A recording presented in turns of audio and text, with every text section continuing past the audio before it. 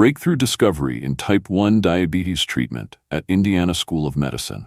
Recent research from Indiana University School of Medicine highlights promising dual-action strategies targeting inflammation for the treatment of type 1 diabetes, T1D. These approaches aim to protect insulin-producing beta cells and modulate immune responses, potentially altering the disease's progression.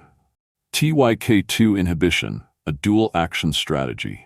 A study led by Dr. Carmela Evans-Molina and colleagues investigated the effects of inhibiting tyrosine protein kinase 2, TYK2, an enzyme involved in inflammatory signaling pathways. In vitro treatment of human beta cells with TYK2 inhibitors prevented interferon I-induced upregulation of HLA class I, endoplasmic reticulum stress, and chemokine production. Wait, what on earth does that mean? This sentence describes a laboratory, in vitro, finding related to protecting human beta cells, critical insulin-producing cells in the pancreas, from stress and immune system attacks, particularly in the context of type 1 diabetes, T1D. Let's break it down. 1. Human beta cells.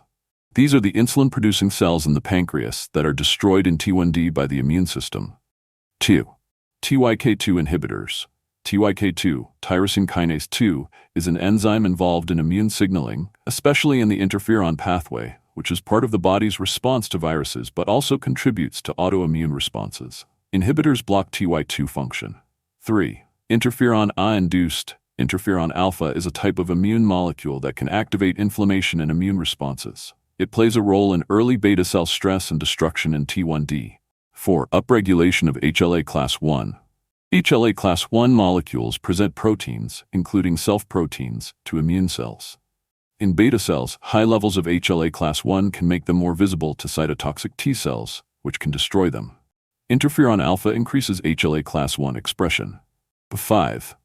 Endoplasmic reticulum, ER, stress. The ER helps fold and process proteins. Stress in the ER, like during inflammation or overwork, can trigger cell dysfunction or death. 6. Chemokine production. Chemokines are signaling proteins that attract immune cells.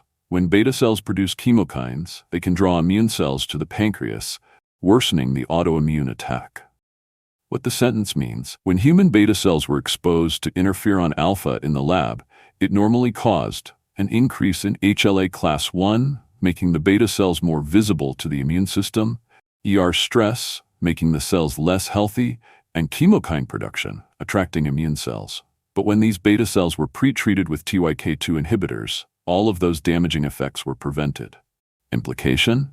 TYK2 inhibitors might protect beta cells from immune-mediated destruction, a key step in the progression of type 1 diabetes.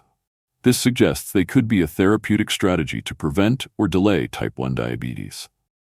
Collectively, these dual-action approaches, targeting inflammatory pathways and preserving beta cell function, represent a significant advancement in T1D research. Ongoing clinical trials and collaborations continue to explore these strategies, potential to modify disease progression and improve patient outcomes.